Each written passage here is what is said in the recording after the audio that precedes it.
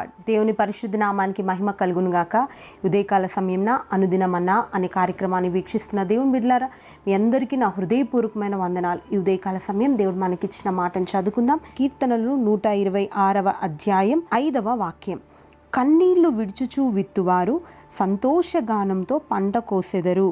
దేవుని బిడ్డలారా, చక్కని కీర్తనలో ఉంటున్నటువంటి మాట దేవుడు ఈరోజు మనకు వాగ్దానపూర్వకంగా ఇస్తున్నాడు. ఏమంటున్నాడంటే, కన్నీళ్లు విడుచుచూ విత్తువాడు సంతోషగానముతో పంట కోసెదరు. దేవుని బిడ్డలారా, మనము ప్రార్థన చేస్తాం. ప్రార్థన వేరు, కన్నీటితో చేసే ప్రార్థన వేరు. దేవుని బిడ్డలారా, మనం బైబిల్ గ్రంథంలో గమనించినట్లయితే అనేక మంది భక్తులు లేదా అనేక సందర్భాల్లో కొంతమంది స్త్రీలు కూడా కన్నీటితో ప్రార్థించినప్పుడు దేవుడు దిగివచ్చి వారి ప్రార్థనకు వెనువెంటనే జవాబిచ్చినట్లుగా, వారి జీవితంలో కార్యం చేసినట్లుగా మనం గమనిస్తాం. దేవుని బిడ్డలారా, నిజంగా మన దేవుడు మన ప్రార్థన వినాలి అన్న, మన ప్రార్థనలకు జవాబు వెనువెంటనే మనకు రావాలి అనన్న కన్నీటితో మనం ప్రార్థించడం మనం నేర్చుకోవాలి. అందుకనే ఇర్మియా గ్రంథంలో కూడా మరి రోదన చేసే స్త్రీలను పిలువనంపించుడి అని దేవుడు రాసి ఉంచాడు. దేవుని బిడ్డ, కన్నీరుతో ప్రార్థన అన్నది మన క్రైస్తవ జీవితానికి చాలా ప్రాముఖ్యం. నిజంగా మన కష్టాల్లో, మన శ్రమల్లో, మన ఇరుకుల్లో, ఇబ్బందుల్లో మనం ఏం చేస్తామంటే మన బంధువులతో, మన రక్త సంబంధులతో, మనకు చాలా ఇష్టమైనటువంటి వారితో మన బాధంతా చెప్పుకొని మనం కన్నీరు కారుస్తూ ఉంటాం. మన కన్నీరంతా అక్కడ విడిచేసి దేవుని సన్నిధికి వచ్చేసరికి మన కన్నీరు కార్చడానికి కూడా కన్నీరు మిగలదు. దేవుని బిడ్డ, దేవుని వాక్యం ఏం సెలవిస్తుందంటే, మనుషుల ఎదుట నువ్వు కన్నీరు విడిస్తే దానికి ప్రతిఫలం నీకు దొరకదు. కానీ దేవుని సన్నిధిలో నువ్వు కన్నీరు విడిచినట్లయితే ప్రతి కన్నీటి బొట్టు కూడా ఆయన కవిలలో దాచి ఉంచుతాడంట. దేవుని బిడ్డ, నిజంగా మన దేవుడు కన్నీరు చూసి అలక్ష్యం చేసే దేవుడు కాదు. ఆ దేవాది దేవుడు మనం ఏడుస్తే ఆయన ఊరుకుంటాడండి? అస్సలు.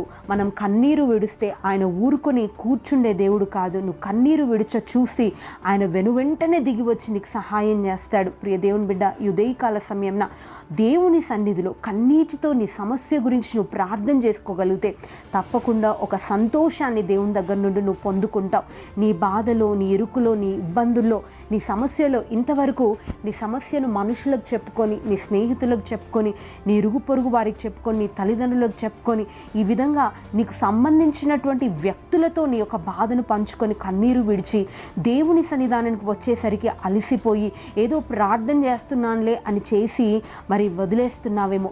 దేవుని బిడ్డ, ఉదయకాల సమయంన దేవుడు ఏమంటున్నాడంటే, కన్నీటితో ఎవరైతే విత్తుతారో, అంటే కన్నీటితో ఎవరైతే దేవుని సన్నిధిలో ప్రార్థన చేస్తారో తప్పకుండా సంతోష గానంతో వారు పనులకు వస్తారు. ఏమైతే ప్రార్థన చేస్తున్నారో ఆ ప్రతిఫలాన్ని వారు చూస్తారు అని దేవుని వాక్యంలో దేవుడు సెలవిస్తున్నాడు. దేవుని బిడ్డ, ఉదయకాల సమయంన నిజంగా బైబిల్ గ్రంథంలో ఇర్మియా భక్తుడున్నాడు. అతడు కన్నీటి ప్రవక్త అని అంటారు. నిజంగా యెరూషలేము పాడైపోతూ ఉంటే నిజంగా సరంబి వేసిన ఇళ్లలో ఇది ఉండుటకు సమయమా అని కన్నీటితో ఆ యెరూషలేం పట్టణం కొరకు, దేవాలయం కొరకు, దేవుని మందిరం కొరకు ఆయన కన్నీరు విడిచినట్లుగా మనం చూస్తాం. దేవుని బిడ్డ, అంతేకాదు బైబిల్ గ్రంథంలో రాజైనటువంటి హిజ్కియా ఆయనకు మరణకరమైనటువంటి వ్యాధి సంభవించినప్పుడు దేవుని సన్నిధిలో నిజంగా కన్నీటితో ప్రార్థించినప్పుడు దేవుడు ఆ ప్రార్థన విని వెనువెంటనే జవాబునిచ్చి మరలా 15 సంవత్సరాల ఆయుష్ను దేవుడు పొడిగించాడు. దేవుని బిడ్డ, బైబిల్ గ్రంథంలో మరి దావీదు నిజంగా తన పడక కొట్టుకుని పోయేటట్టు ఏడ్చాడు తన పాప పశ్చాత్తాపం కొరకు. నిజంగా తన జీవితంలో దేవుని దగ్గర నుంచి క్షమాపణ మాత్రమే కాదు, నిజంగా ఆయన సింహాసనం కూడా స్థిరపడేటట్లుగా ఒక గొప్ప ఆశీర్వాదాన్ని పొందుకున్నాడు. నా హృదయానికి తగిన వ్యక్తి దావీదు అన్నటువంటి ఒక గొప్ప సాక్ష్యాన్ని సంపాదించాడు. దేవుని బిడ్డ, కన్నీటితో ప్రార్థన చేస్తే దేవుడు చెయ్యలేనటువంటి కార్యం అంటూ ఏది ఉండదు. నీ యొక్క పరిస్థితిని బట్టి ఇంతవరకు అయ్యో నేను దేవునికి దూరం అయిపోయాను, ఏ విధంగా నేను దేవుని సమీపించాలని నువ్వు అనుకుంటున్నావేమో.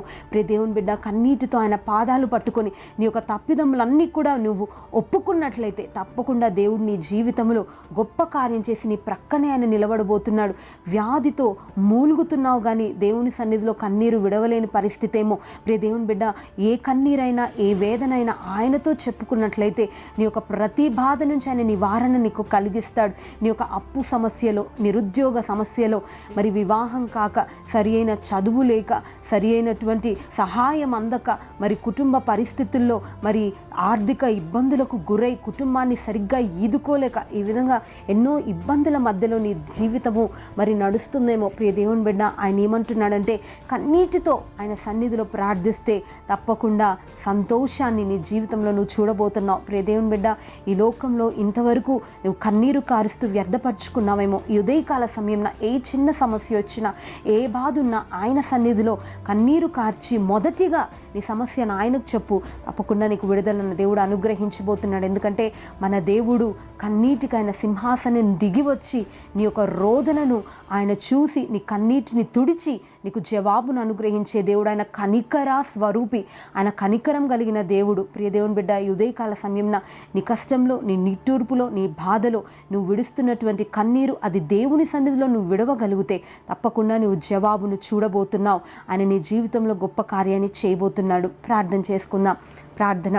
ప్రేమ కలిగిన దేవా, పరిశుద్ధుడా, మీకు స్తోత్రములు తండ్రి. ఇదిగో నాయన, అయ్యా కన్నీటితో విత్తువాడు సంతోషగానంతో పనులు కోయనని మీ లేఖనంలో సెలవిచ్చినట్లుగా ప్రభా, ఎంతమంది అయితే కన్నీటితో మీ సన్నిధిలో ప్రభా అయ్యా విత్తుతున్నారు, వారందరూ కూడా సంతోషగానాలతో అయ్యా వారి పనులు కోసుకోవటానికి మీరు సహాయం చేయండి తండ్రి. ఇదిగో నాయన, ఇంతవరకు ప్రభా మీ సన్నిధిలో కన్నీరు విడవని అనుభవంలో ఎవరైనా ఉన్నట్లయితే అయ్యా మీ సన్నిధిలో అయ్యా కన్నీరు విడిచే అనుభవం మీరు నేర్పించండి తండ్రి. ఎందుకంటే అయ్యా కన్నీటి ప్రార్థనకు వెనువెంటనే జవాబు ఉన్నదని, అయ్యా కన్నీటి ప్రార్థనకు మీరు అయ్యా సింహాసనం దిగివచ్చి స్పందిస్తారని ఈ విధంగా ప్రభా చక్కగా మీరు మాతో మాట్లాడారు స్వామి.